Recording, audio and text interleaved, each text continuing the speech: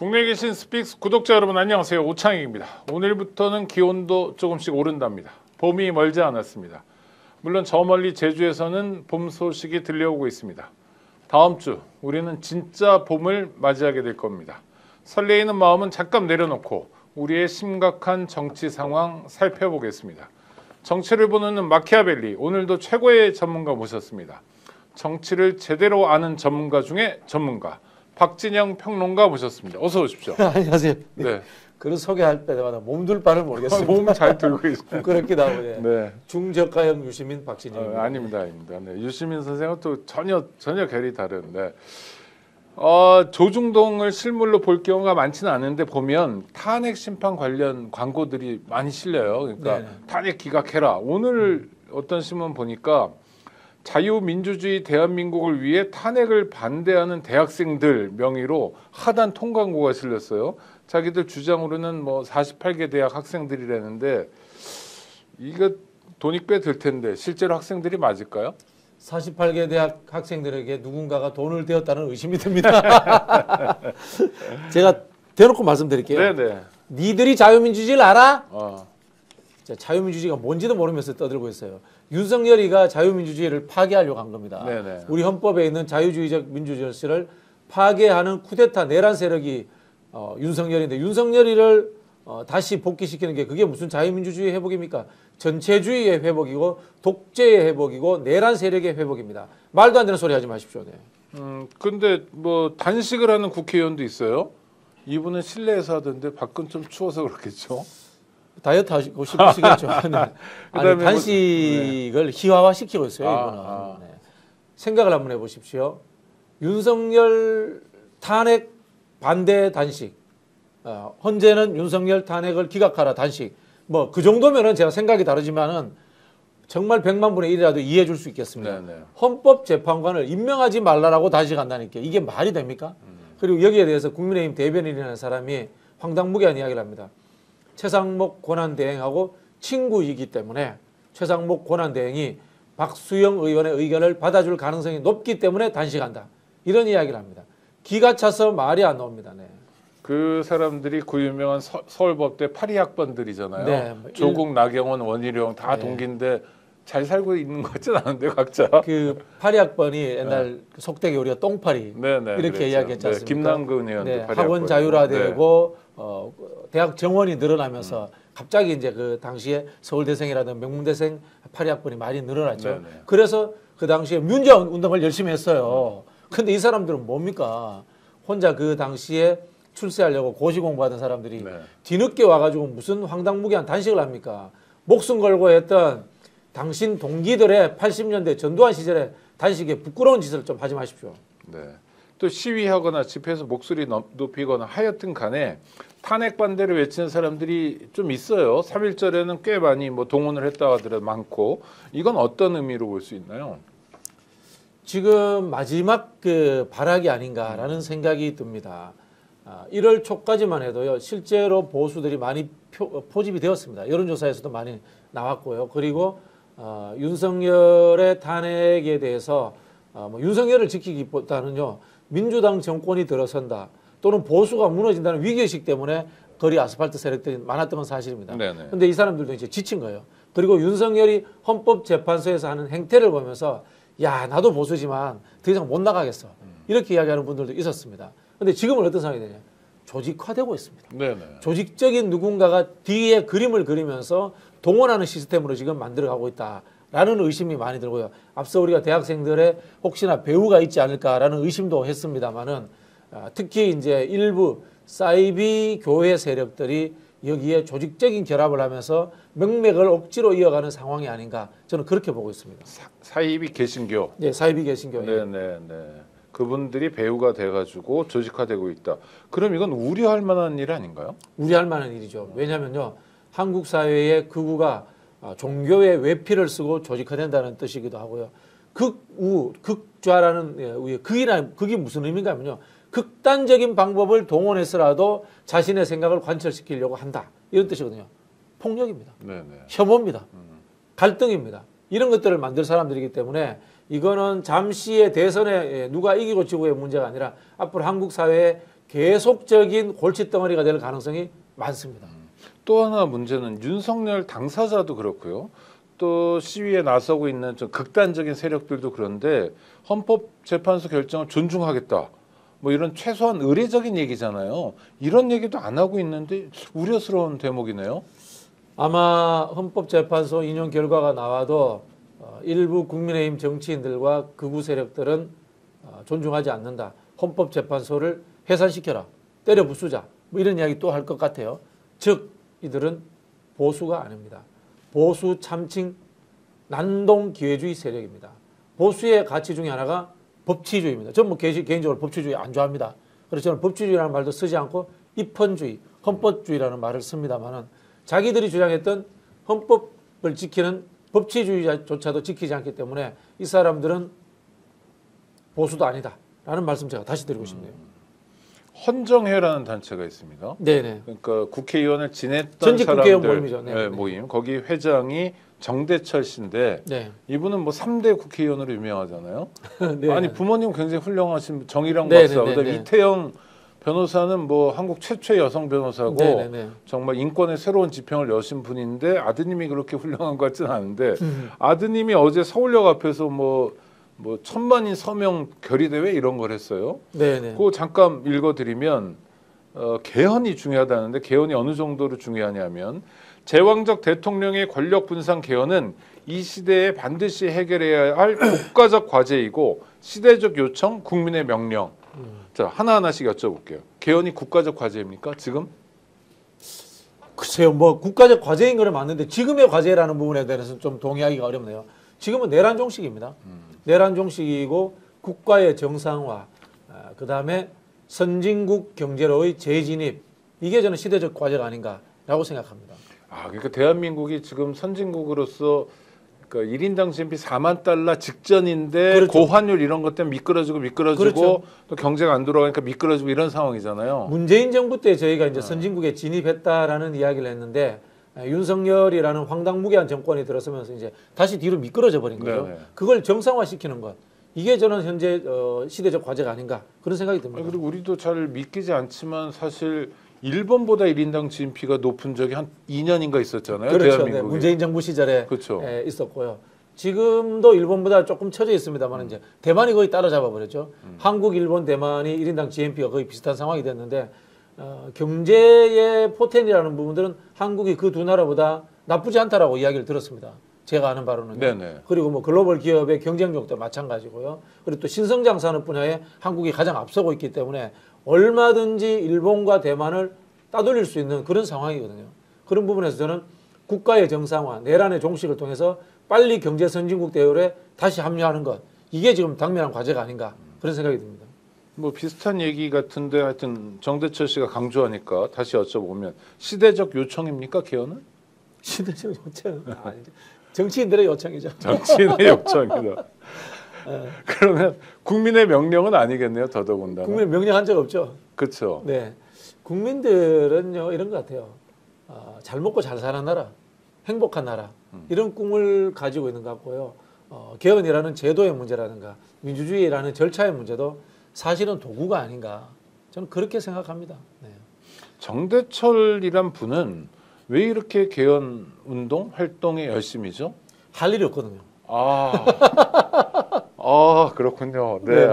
아주 중요한 말씀. 할 일이 네네. 없어서. 네. 헌정회가 이제 전직 국회의원들의 친목 도모 모임이기도 합니다만은 예산이 나옵니다. 그 아세요? 저희 전직 국회의원들 중에 사실 생계 걱정하는 분들도 제법 있습니다. 그렇겠죠. 네, 그런 네네. 분들에게 뭐 식사도 대접하고 이런 역할들을 하는데 원로로서 한국 사회에서 역할을 하는 사람이라든가 또는 원로로서의 자리매김을 할 수 있는 어떤 공직 또는 사회적 지위가 우리 사회에 좀 잘 없습니다. 네. 그렇다 보니까 언론이 비추어지는 곳에 가는 것이 원로도 쓸모 있는 것으로 보인다라는 착각을 하는 분들이 많은 것 같아요. 유인태 씨가 라디오에 자주 그렇죠, 나오는 그렇죠, 것처럼. 그렇죠. 네네. 이런 정치적 이슈에 숟가락 들고 같이 등장해 주시면은 언론이 주목해 주거든요. 그 즐겁잖아요. 아니 근데 진짜 원로의 역할 같은 게 필요하지 않습니까? 우리 박 선생님 보시기에 진짜 원로가 지금 해주면 좋을 일 뭐가 있어요? 저는 뭐 본인은 원로라고 생각 안 하시겠지만 네네. 유시민 장관 원로라고 생각합니다. 네네. 네. 거기 7, 8학번이죠. 네. 7, 8학번이지만 나이도 이제 60대 중반을 네네. 넘었고요. 그리고 한국 사회에 정치적으로나 사회적으로 한 획을 그었지 않습니까? 특히 이제 한국 지성사에 한 획을 그었기 때문에 저는 뭐 유시민 장관, 손석희 기자 이런 분들 원로라고 생각이 들고요. 좀 더 올라가자면은 뭐 이해찬 총리 그리고 또 보수 쪽으로 가자면 정의와 국회의장 네. 뭐 그런 분들도 있고요. 조금 올라가자면은 이부영 의장님 같은 분, 좀 굉장히 저는 존경합니다. 아니 그러니까 그런 원로들이 있다 하여튼. 뭐, 네네. 아니 정대철 씨도 원로는 원로잖아요. 네네네. 연식으로 보면. 네. 그런 연식 사람- 원로. 그러니까 그런 사람들이 지금 해줘야 될 네. 과제가 있다면 뭐 어떤 내란 얘기일까요? 종식이죠. 내란 내란 종식. 종식에 앞장서 주셔야죠. 집회 열심히 나오고. 네, 뭐 이부영 의장님이나 나이 드신 분들이 그런 이야기 하시더라고요. 그런 분들은 과거 제야 민주화 운동하다가 또 제도권에서 정치인으로서도 자리 잡은 분이지 않습니까? 그렇죠. 조선일보, 동아일보 출신, 조선투이, 동아투이 네, 한 네. 50년 싸우신 분들이죠. 네네네. 이분들이. 그분이 이제 제도권에 왔다가 윤석열 정부가 들어서면서 다시 제야 민주화 운동하러 가셔요. 네네. 내가 나이가 80이 넘었지만 내가 죽기 전까지 이런 정부 꼴은 못 본다. 목숨을 걸고 싸우겠다. 이런 이제 결의에 찬 마음을 보여주셔요. 이런 분들이 원로인 거지. 원로라는 타이틀을 가지고 정치권에 제도권에 다시 감나라 배나라 하면서 그걸 가지고 내가 좀 주목을 받겠다. 또는 뭐 어떤 사소한 이익을 챙기겠다. 그거는 저는 원로의 모습은 아니다. 이런 생각이 듭니다. 아니면 우리 사회의 소수의 영역, 아픈 곳 이런 그렇죠. 곳을 방문하고 연대하고 뭐 챙길 게 없나 살펴주고 그렇죠? 네. 외국 사례 들자면 지미 카터 대통령. 대통령 카터 은퇴한 이후에 네, 전 세계를 훌륭했죠. 돌면서 이제 헤비타트 운동하고 네. 그 다음에 갈등이 있는 곳에 분쟁 조절자로서의 역할을 했지 않습니까? 북한도 여러 번 북한도 가고요. 여러 번 갔고 네. 저기 뭐야 아랍도 가고요. 어. 얼마나 훌륭한 그분은 글로벌 원료신 것 같아요. 네, 제가 봤을 때 네, 돌아가셨습니다. 네. 그래서 많은 사람들이 박수 보냈죠. 오히려 그렇죠, 네. 대통령 재임 중엔 좀 심심하고 연임도 실패했지만 그렇죠. 네, 네. 퇴임 이후에 저렇게 지내야 된다. 그렇죠. 카터 원로의 재단 모습이죠. 만들어서 네, 네. 카터 재단이니까 생각나는데 카터 재단의 원칙 중에 하나가 남들이 하는 일 안 한대요. 아하. 그러니까 중복되게 안 하고 네. 남들이 챙기지 않은 일만 한다는 거예요. 그 폼 잡고 억지로 이미지 만들기 위해서 하는 그렇죠. 일을 안 한다 이런 네, 뜻이네요. 네, 네. 네. 그런 거 좀 배웠으면 좋겠는데 어제 서명 운동할 때 보니까 서울역 앞에 쫙 모였는데 네. 신문에 나온 사진만 봤습니다. 손학규, 서청원, 정대철, 이상수 전 노동부 장관이죠. 거기다가 주호영, 이하경까지 두 분은 현직 국회 부의장이네요. 둘 다 네. 그렇죠. 근데 네, 이건 네. 어떻게 해석해야 됩니까? 아마 이 개헌을 바라보는 시각들이 이분들 사이에서의 차이는 있을 겁니다. 현재 대선판을 흔들기 위해서 또는 내란 상황이라는 정치적인 이슈를 프레임 전환을 하기 위해서 개헌을 주장하는 분들도 있을 거고요. 반면에 진정성을 갖고 장기적 과제로서 개헌을 이야기하는 분도 저는 있을 거다. 이렇게 봅니다. 아마 그런 부분에서의 차이점들이 있다라는 생각이 드는데요. 문제는 언론이 이것을 장기적 관점에서의 국가 과제로 보는 것이 아니라 대선판에 끼워 넣어가지고 이슈를 만들고 정치판을 흔들어서 재미를 보겠다는 식으로 보도하니까 저는 문제인 거고 거기에 호응하니까 문제라고 봅니다. 저는 뭐 정대철 헌정회 회장님이든 여기에 참여했던 원로라고 하시는 분들이 그 부분들에 대해서 명확한 입장을 만들어 주시면 된다고 봅니다. 대선 전에 개헌은 없다. 지금은 윤석열의 내란 종식이 우선이다. 개헌은 대선 이후에 차기 대통령과 국회의 주도하에 천천히 국민적 합의를 거쳐서 진행한다라는 전제 조건을 달아주셔야 됩니다. 그런데 이분들은 뭐 국민적 합의 이런 얘기 별로 안 하고 뭐 어떤 헌법학자는 2달이면 개헌 충분히 가능하다. 말도 안 되는 소리입니다. 그 헌법학자는 헌법학자할 자격이 없습니다. 지금 대한민국의 개헌 절차법도 지금 미비한 상황입니다. 네. 네. 2달짜리 개헌할 거면 지금 뭐하러 해요? 말 같지 않은 소리를 하고 있어. 그러니까 정말 원하는 건 뭐예요? 자기에게 조명이 비춰지는 거 네. 아니면 실제로는 내각제 뭐예요? 정치적 격변을 만드는 거죠. 원로들이요? 원로 그래요. 원로들도 숟가락 들고 끼어들죠. 숟가락. 네네네. 원로들이 나이는 드시지만 숟가락 들 힘은 있으시고요. 그렇죠. 숟가락은 아직도 깨끗합니다. 서울역 앞에서 1000만인 서명 운동을 할 건강이면 네. 국회의원을 또 해먹을 기억 건강은 또 해도 되죠. 네. 예를 들어서 뭐 내각제가 된다, 양원제가 돼가지고 상원 의원 출마할 수도 있습니다. 다양한 생각들이 있을 수 있고요. 그 다음에 또 하는 말로 거국 내각에서 중립형 총리 지명 이런 것도 바랄 수도 있습니다. 김종인 어르신 보세요. 나이 90이 다 돼갑니다. 네네. 그런데도 아직도 총리 꿈 갖고 있잖아요. 박지원 의원도 뭐 현역에서 활동하고 있으니까 그렇죠. 네. 뭐 그분보다 좀 밑에 연배들은 희망이 다 있겠네요. 하실 수 있죠. 네. 박지원 의원님 지금 최근에 전남 도지사설도 나오고 있습니다. 네, 아 그렇습니까? 네. 안 되면 대선 출마설도 있던데요. 네, 뭐 저기 도지사 하시면 잘하실 것 같아요. 아 그래. 하여튼 뭐 바이든 대통령도 얼마 전까지 현직 네, 대통령이었고 그런 꿈들을 꾸고 있다라면 너무 한심하고 답답한데 왜냐하면 그 헌정의 멤버라면 물론 살림이 어려운 뭐 소수도 있겠지만 대한민국 국민을 대표해서 공직을 했던 분들이잖아요. 네. 그럼 이분들은 국민에 대한 어떤 책임 같은 게 좀 있어야 되는 거 아닙니까? 기본적으로는 바랄 걸 바라야 되나요? 본인들이 생각하는 기준에 책임감은 있을 거예요. 근데 우리 한국 정치라는 것이 솔직히 말씀드려서 그 민주화 운동 시기를 제외하고는 어떤 계급의식이라든가 또는 이념적 소명을 갖고 정치한 게 아니잖아요. 네네. 까놓고 이야기해서 양정당을 막론하고 출세욕 아닙니까? 출세욕 때문에 정치하신 분들이다 보니까 자기중심적 정치 그리고 이 사회적 이슈나 시대 정신조차도 내가 보는 안경으로서만 그 틀에서 보는 것 같아요. 또 하나는 언론이 그런 표현을 많이 하는데 물론 이제 그 개헌하자고 하는 소위 원로라는 사람들도 그렇고요. 이재명 대표만 뜻을 모으면 된다 이제 하고 이재명 압박을 많이 하고 있는데 이건 어떤 의미일까요? 이재명 대표는 이미 뜻을 다 밝혔습니다. 2022년 대선 때 4년 중임제 대통령제 개헌을 공약으로 냈습니다. 네. 그거는 지금도 유효하고요. 이번 대선에도 똑같이 민주당의 공약으로서 대선 이후에 4년 중임제 대통령제 개헌을 한다라는 공약을 만들 것으로 기대하고 있습니다. 그런데도 그런 얘기를 자꾸 퍼뜨리는 이유는 대선 전에 이슈를 만들어서 판을 깨자 이거죠. 그러면 의도한 대로 깨질까요, 판이? 안 깨지죠. 안 깨지는군요. 네네네. 네. 아이고 이거 저 댓글로 문경 TV님이 긴급 속보 포천 민가의 폭격으로 현재 7명 사망. 사상자 숫자는 정확히 모르겠습니다만 한미 연합 훈련 중에 아이고 사격장에다 해야 되는데 오폭을 해가지고 저 민가 쪽에 갔다고 그래요. 네. 이거 정말 심각한 건데 이 훈련 상황을 한미연합사령관 그다음에 우리나라 합참의장 등이 다 지켜봤다고 하는데요. 네. 아주 심각한 문제고 저는 저 인상 비평일지 모르지만 네.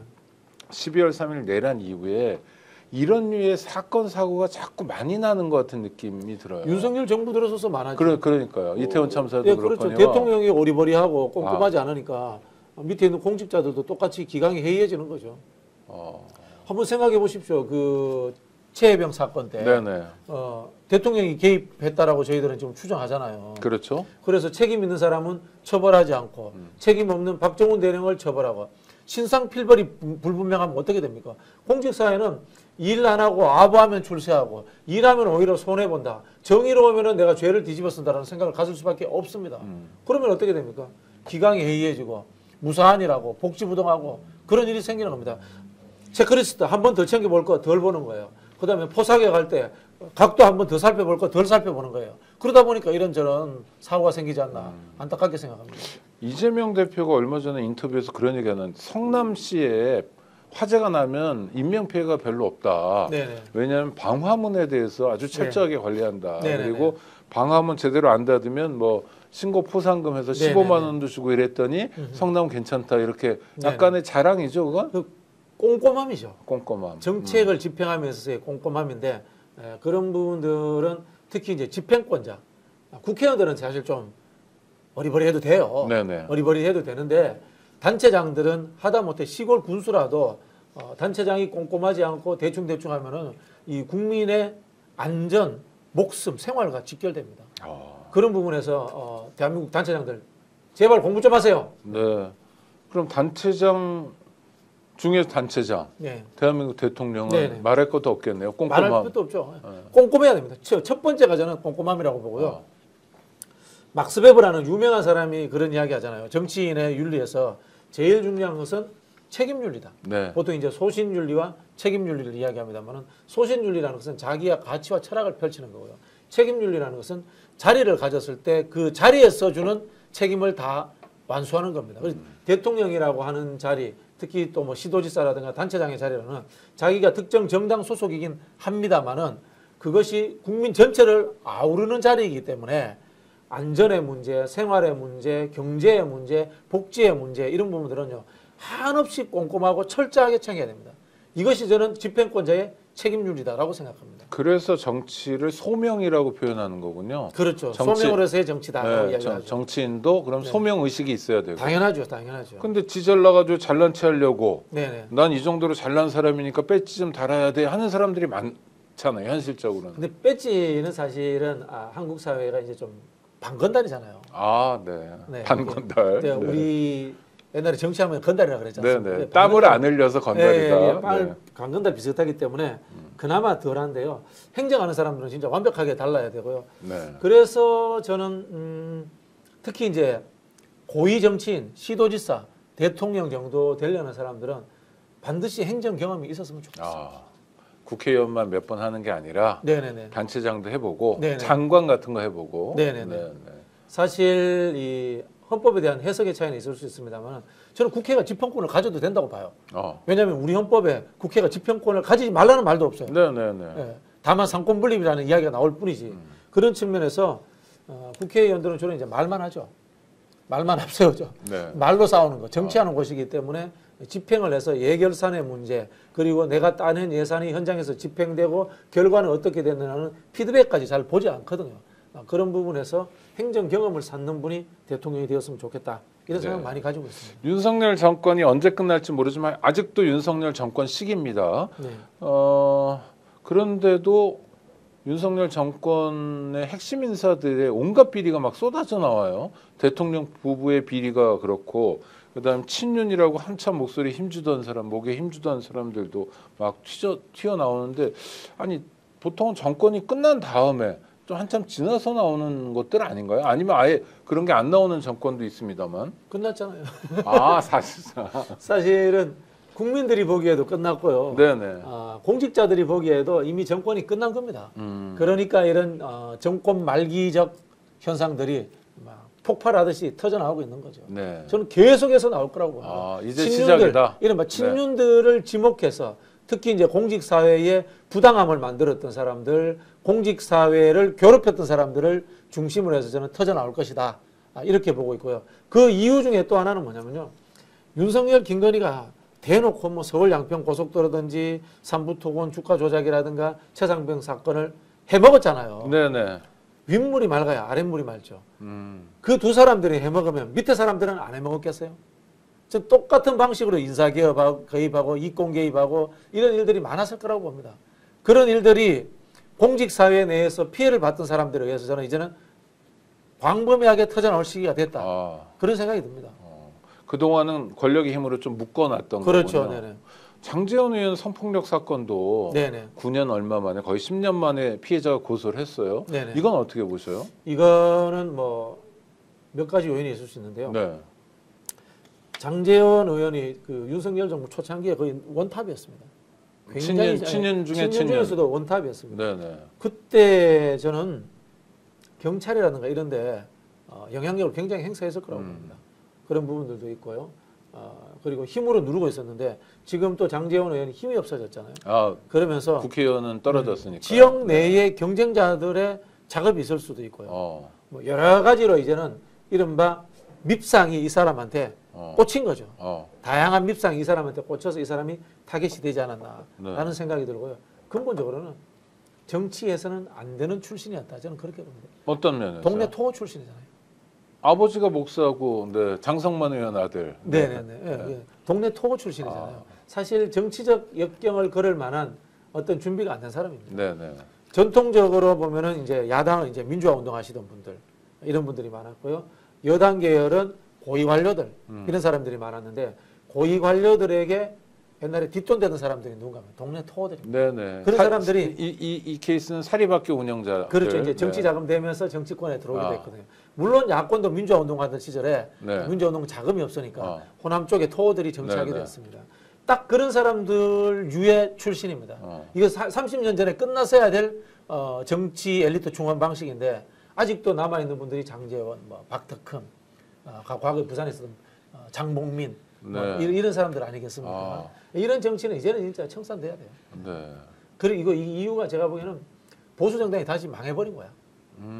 예, 박근혜 이후 망해버려가지고 다시 그런 유의 인간들이 정치권에 들어오는 것 같아요. 그 장제원 의원도 의정 활동을 이제 국회의원을 3선이나 했어요. 네. 또 기억나는 또 평가할 만한 의정 활동이 있었습니까? 표창원 의원하고 너 경찰이야 하고 싸웠던 거 그거 기억나는데요. 기억이 안 난다는 얘기네요. 네, 그거 기억나고 청문회 때 윤석열 그 검찰총장 네네. 호되게 이제 네네. 예, 비난했던 거. 그러니까 그거 소리 지르고 기억나고. 윽박 지르고 이런 거 말고 의정 활동이 별로 없죠. 근데 네. 그러니까 장제원 의원이 힘이 세고 기세가 세다. 뭐 진짜로 그렇게 센가요? 그건 윤석열 덕분이었죠.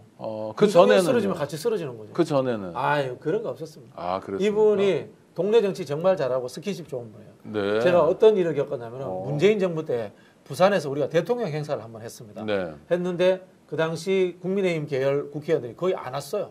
부산 국회의원들이. 대통령이 부산에 오는데도 예. 부산 국회의원이 안 왔다. 네네, 별로 안 보통은 인사하러 가지 않나요? 안 예산도 왔더라고, 안 있고. 왔더라고. 근데 장제원 의원 왔어요. 네네. 와가지고 질문까지 했습니다. 어. 그리고 끝까지 남아가지고 지역 현안을 대통령한테 부탁까지 하고 왔습니다. 네네. 뭐 그 정도로 이제 동네 정치에는 열성적인 그럼 분인데 지역 구민들은 이뻐하겠네요. 처음에 이 사람이 당선될 때 무소속으로 당선됐어요. 그렇습니까? 삼자구도에서. 네네. 네, 그런 식의 이른바 이제 전형적인 토호 정치인입니다. 네, 토 정치인. 이철규 의원 사건도 또 터졌습니다. 아들 마약 사건. 네네. 이것도 한번 총평을 해주시죠. 이해 안 가는 대목들이 너무 많아서요. 이게 2달이 지난 뒤에야 제대로 수사가 됐다는 거 아닙니까? 아니, 그러니까- 범인을 특정했는데도 네. 검거를 하는데 2달이 걸렸다는 거 아닙니까? 특정하는데 2달. 네네. 특정하고 검거하는데 2달. 그래 이게 말이 됩니까? 자, 저기 뭐 인터넷 비교원이 범인이야. 어. 하고 바로 잡아야 될 거 아니 아닙니까? 인터넷 마약 사범인데. 비교는 범인이 아니고 좋은 사이트예요. 좋은 사이트입니다. 네, 네. 인터넷 비교원 말고 뭘로 할까요? 뭐가 있다고 칩시다. 주식회사 윤석열. 네, 주식회사 윤석열이라는 네. 회사가 있다고 칩시다. 거기에서 마약을 유통시켰습니다. 그러면 바로 잡아야 될 거 아니에요. 특히 마약과의 전쟁을 선포한 정부가. 근데 2달이 넘고 넉 달이 넘도록 잡지를 않는다.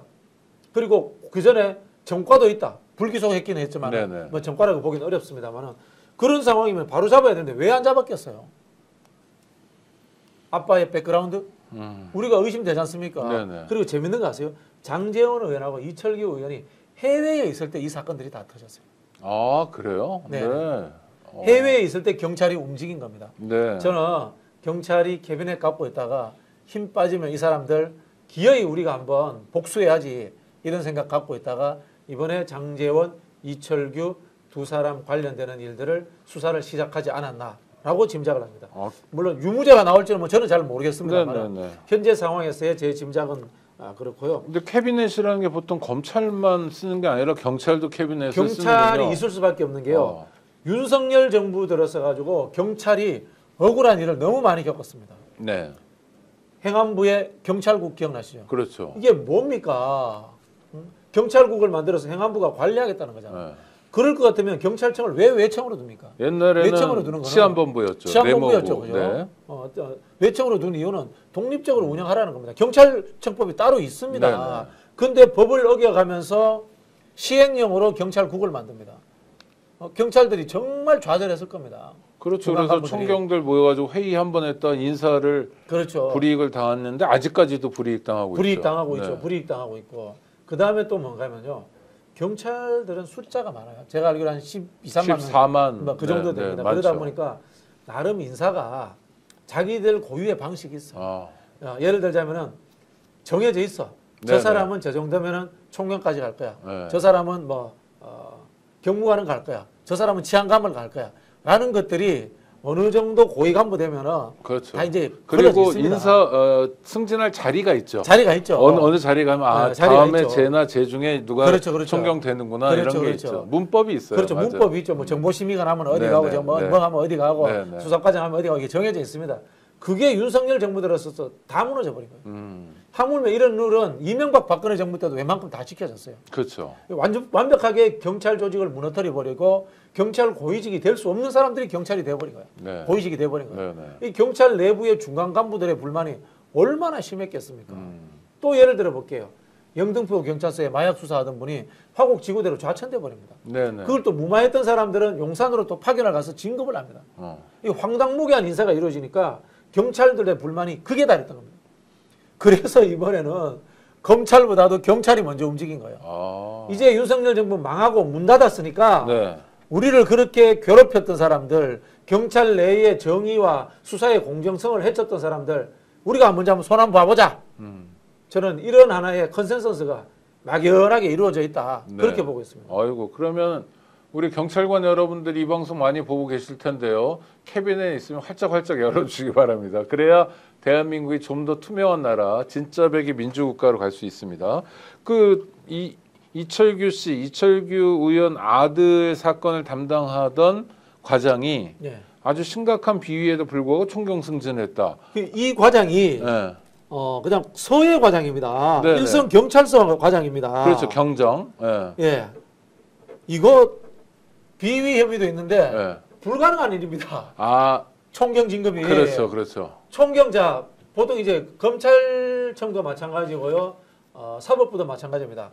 본청 근무자 1순위 아닙니까, 솔직히. 네. 이건 뭐 저는 좋은 관행이라는 걸 안 봅니다. 일선에 있는 현장 경찰들보다 관료 조직의 핵심부에 있는 경찰들이라든가 관료들이 진급하는 게 네네. 좋은 관행은 아니라고 봅니다. 소위 참모 조직. 예를 들자면 이런 거 아니겠습니까? 군으로 치면은 야전 사령관들이 진급하는 것이 아니고 육군본부라든가 사령부에서 이게 페이퍼 들고 다니고 옆에 네. 저기 장관님하고 총장님 알고 장관님하고 자주 총장님, 봤던 본 사람이 친구들. 진급하는 건 좋은 건 맞아요. 아닙니다만은 한국 사회가 그렇게 짜여져 왔어요. 그런 사람들이 진급을 합니다. 아니면 하다못해 지방청, 부산경찰청, 뭐 대구경찰청, 인천경찰청, 서울경찰청 이런 데 있는 사람들이 진급하는데 이해되는 건 또 좀 똘똘한 친구들을 참모로 부르고 싶은 참모로 욕구도 부르고 싶죠. 있잖아요. 부르고 네. 싶죠. 근데 일선 서해 과장인데 징계가 있었던 사람 미 총경 진급했다. 와 대단한 백이네. 이런 생각 들 수밖에 없습니다. 이번에 음주운전도 진급했다고 그러더라고요. 그러니까요. 네. 아, 그 이게 윤석열 정부 들어서 가지고 관료 사회의 안정성, 그다음에 그들 내에서의 평등이 완벽하게 깨진 겁니다. 국가가 무너져가고 있어요. 윤석열 때문에 지금. 아 근데 권력이라는 게요, 이렇게 돌잖아요, 사실은. 돌죠. 네. 그리고 우리가 87년 이후에 정권 교체를 여러 번 경험했던 거 아닙니까? 김대중 대통령은 시작일 뿐이었고, 그렇죠? 그다음 10년 했다가 또 10년 넘어갔다 5년 또 5년 넘어갔다 이 상황이잖아요. 다시 넘어갈 것 같고. 그러면 이렇게 갑질하고 힘을 쓰는 사람들이 네. 좀 두려움 같은 거 느끼지 않나요? 상식적이라면? 권력이 본인의 어깨 위에 올라왔을 때는 뽕이 들어서 정신을 못 차려. 정신을 못 차리죠. 권력은 무서운 겁니다. 중독, 마약 뭐 이런 건가요? 마약인 거죠. 마약 중독인 거죠. 정치 중독 많지 않습니까? 우리 사회. 네. 아, 그래 국회의원 한번 못하게 되면 막 몸살을 앓는 사람들. 몸살을 앓죠. 내가 죽는 것처럼 느껴지죠. 사회적 그 이야기를 했지 않습니까? 박지원 의원이 네. 원숭이는 나무에서 떨어져도 원숭이인데 국회의원은 선거에서 떨어지면 인간도 아니라고. 네. 아니 그럼 국회의원 선거하고 아무 상관없이 사는 우리 국민들은 다 인간이 아닌가요? 우리는 일상적으로 살고 있으니까 별 문제 없죠. 네. 야. 그건 뭐냐면요. 권력이 아직도 한국 사회에는 과잉되어 있다는 뜻입니다. 네네. 보통의 사람들보다 선출되거나 공직에 간 사람들이 많은 권력과 특권을 누리고 있기 때문에 그걸 내려놓는 순간 그 특권과 권력의 아쉬움 때문에 인격적으로 힘들어지는 거예요. 그만큼 권력이 많다는 권력을 더 줄여야 되는 겁니다. 네. 네. 근데 친윤 전현직 국회의원 이철규, 장제원이 이 정도라면 대통령 부부는 하는 생각도 있고, 또 어제 나온 뉴스가 김은혜 의원도 뭐 공천 비리가 있고 뭐 그러더라고요. 저는 지금 이제 뜻밖의 친윤 행세를 하면서 아스팔트 집회 나가지고 윤석열 옹호하는 듯한 발언하는 사람들은 다 의혹이 있다고 생각합니다. 캐비넷 의혹이 있다고 생각합니다. 네. 극우 투사들이요. 예, 윤석열의 입을 두려워하는 거죠. 윤석열이 그 사람들의 캐비넷을 관리했을 수도 있지 않겠습니까? 그러고도 남을 사람 같다고. 그러고도 남을 사람 원래 자당 정치인들의 정보가 더 쉽게 취합이 됩니다. 네. 그런 부분에서 저는 뭐 예를 들면 최상목도 마찬가지예요. 최상목은 왜 저렇게 뜬금없는 행동을 할까? 윤석열의 입이 두렵지 않겠습니까? 네. 저는 그런 생각합니다. 아니 그리고 용인술이 네. 윤석열이 이런 거 아닐까요? 누군가 약점이 있어요. 이렇게 최상목처럼 박근혜 정권 무너질 때 네네네. 그때 감옥에 갔어야 될 그렇죠. 그런 약점을 잡아서 네. 그런 친구를 기용하면 훨씬 더 충성도가 높다라는 이상한 쌈마이 그렇죠. 그 건달 조폭들 조폭도 아니지 뭐지? 이건? 그러니까 그런 네네네. 그런 걸 양아치 리더십. 그러니까 그런 걸 가지고 있는 거 아닌가 하는 의심도 드는데 어떻게 보세요? 맞습니다. 그 뭐 청와대 대통령실에 있었던 검찰 출신실 비서관이나 이런 사람들도 다 흠결이 있는 사람들이었어요. 그러니까요. 뭐 대표적으로 우리 소지하고 있는 강서구 구청장 후보로 나왔던 분들, 그리고 이번에 또 말도 안 되는 뭐 헌재를 때려 부수자고 한 서천호 의원 네. 이런 사람도 엄청난 흠결이 있는데 그러니까 뭐 그 사람을 정과 3번 사면시켜가지고 정과도 그게 뭐 우리 그렇죠. 일반적으로 생각하는 네. 정과가 아니라 네, 네. 공공의 역할을 하면서 정과 아닙니까? 이런 사람들은 공직사회 아예 퇴출돼야 될 사람이에요. 이런 사람을 사면시켜가지고 국회의원을 시켜줬으니까 저런 발언을 하는 거 아니겠습니까? 네. 즉 문제가 많은 사람들을 내가 용서를 해주면서 저 사람의 더 과잉된 충성을 얻어내겠다는 윤석열식 또는 범죄자를 다루는 방식의 리더십이 한국 사회를 윤석열 대통령이 있는 동안 지배했다. 그렇게 보여집니다. 길거리 나와가지고 목소리를 높이는 극우투사들 중에 국민의힘 국회의원들이 있다면 이 사람들은 아주 높은 순도로 약점 잡힌 사람들, 캐비넷 안에 뭔가 있는 사람들이 가능성이 높다. 우리 딸기 탕후루님이 박진영 TV 정책방송 엄지척 네. 국민이 잘 사는 나라 최고의 프로입니다. 어떤 프로길래? 네, 국민이 잘 사는 나라라는 프로를 제가 열었습니다. 경제 그리고 복지, 문화 그리고 정치 개혁, 또 뭐 차기 정부의 행정 개혁 과제, 정부 조직법, 그 다음에 균형 발전 정책은 어떻게 할 것인가, 청와대는 그대로 써도 되는가, 세종시로 옮길 것인가, 다양한 정책 주제들을 가지고 최고의 제가 패널들을 모시고 토론을 해보려고 합니다. 와, 지금 하고 있는 건가요? 네, 시작했습니다. 네. 그러니까 어디 가서 봐야 돼요? 그러니까 박진영 TV. TV에도 있고 네. 국민이 잘 사는 나라라는 채널도 제가 만들었습니다. 네, 일단 중요한 건 박진영 TV 가셔서 구독하고 좋아요를 누르시면 안정적으로 또 받아보시겠네요. 네. 딸기 탕후루님이 가족은 아니실 텐데 진짜 이 방송은 전 국민이 봐야 합니다. 본인이 아마 그런 걸 느끼신 것 같아요. 네. 근데 지금 말씀하신 주제들이 사실 관심사고 네. 굉장히 굵직굵직한 주제들이에요. 네, 저희가 이제 엔비디아 이야기도 계속해서 다루고 있고요. 혁신성장 이야기도 다루고 있습니다. 네네네. 지금은 이제 2회 정도 민주당 정책실장을 했고 청와대에서 경제 담당을 했던 경제 전문가를 모셔다가 지금 네. 이야기를 듣고 있습니다. 아, 좋습니다.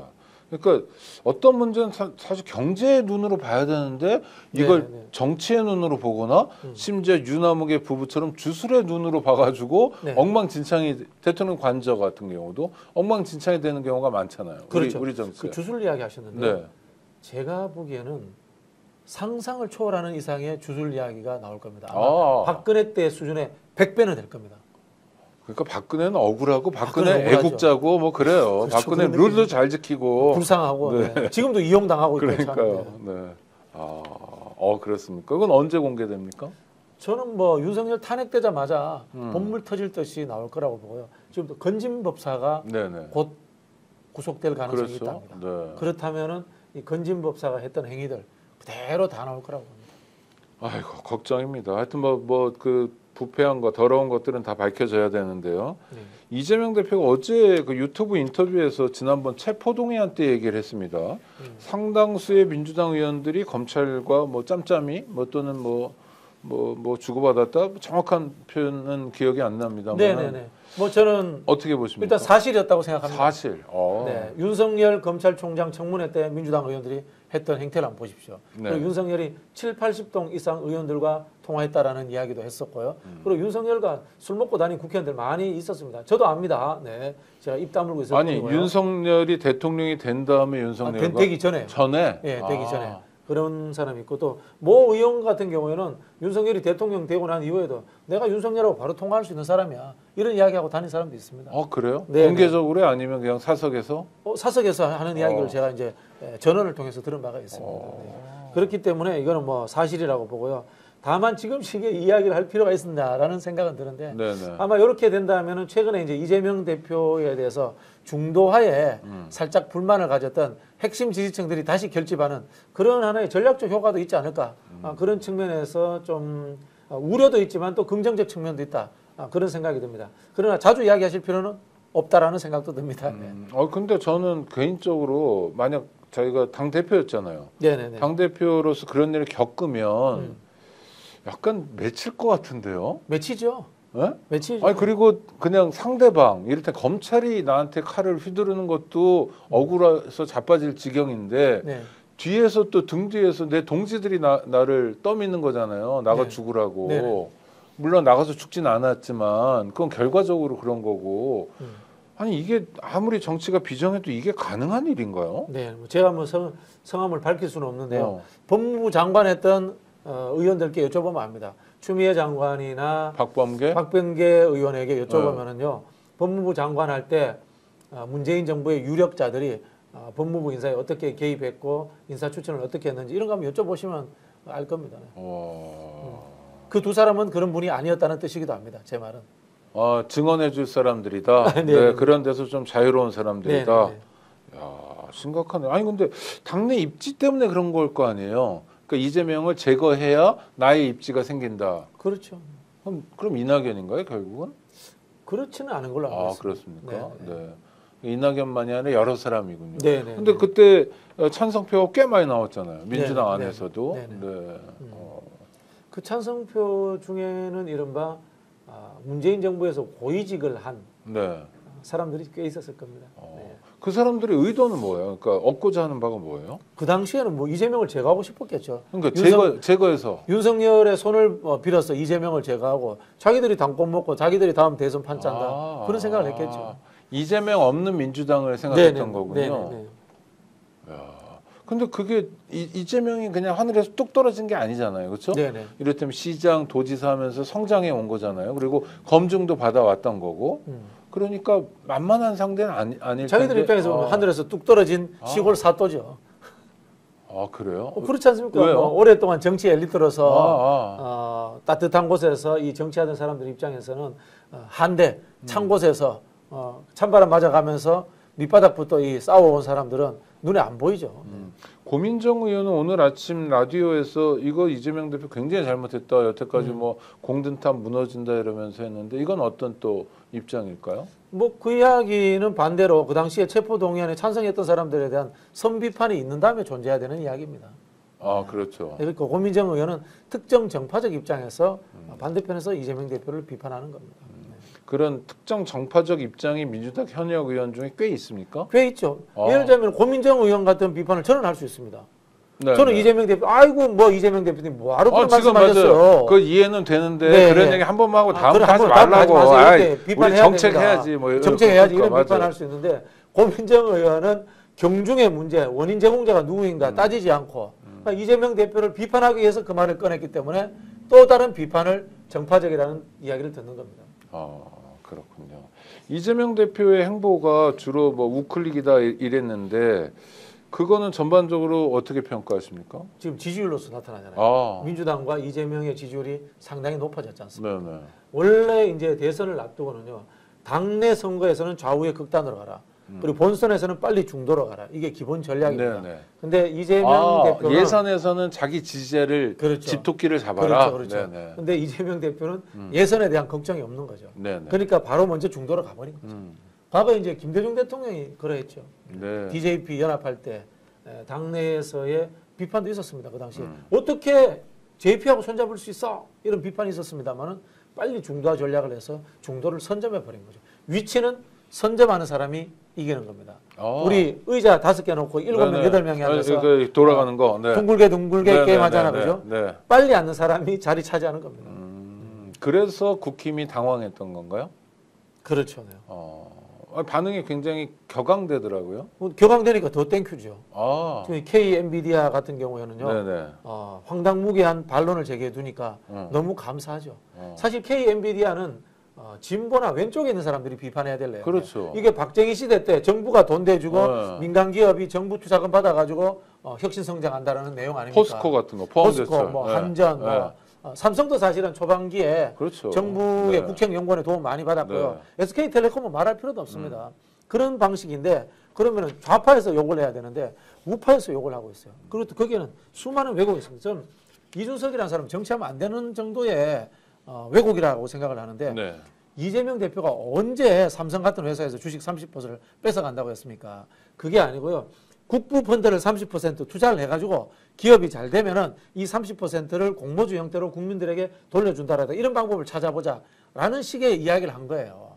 이걸 왜곡을 해서 있는 기업에 일반 기업에서 30%를 뺏어간다는 식으로 왜곡을 해버립니다.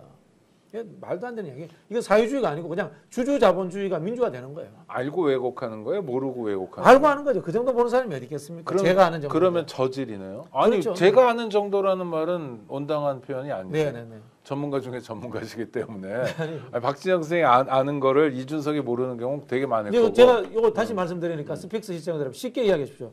자, 민간 기업을 한국형 MPDR을 만듭니다. 네네. 정부가 30% 투자합니다. 민간이 70% 투자합니다. 이건 정부 겁니까? 민간 겁니까? 민간 기업입니다. 그렇죠. 자, 근데 이게 회사가 성장합니다. 네. 그러면은 주식을 나눠야 될 거 아니에요? 정부는 국부펀드 30% 넣은 거를 가지고 이거를 국민들에게 공모주 형태로 나눠줘 버립니다.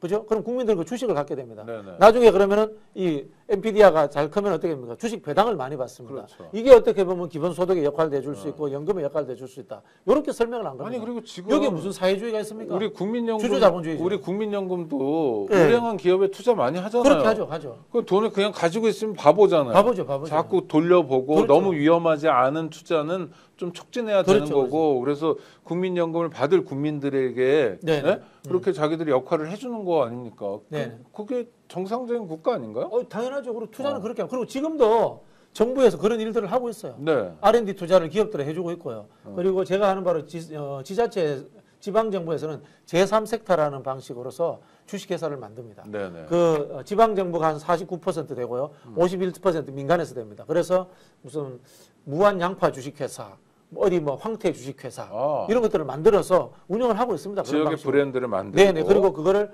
지역 주입 거기는 주식이 아니에요. 조합 형태로 하는 걸 네네. 제가 아는데 네. 조합원들에게 이익 배당을 해주고 있습니다. 이게 무슨 사회주의입니까? 이건 자본주의입니다. 네네. 사회주의는 뭔지 아십니까? 정부가 다 예산 집어넣고 정부가 다 가냐고 수익도 정부가 다 가져가는 거 그게 사회주의입니다. 네. 그리고 국민들에게 나눠주고. 국민들에게 나중에 세금으로 나눠주죠. 네. 저 복지로 나눠주죠. 네. 알겠습니다.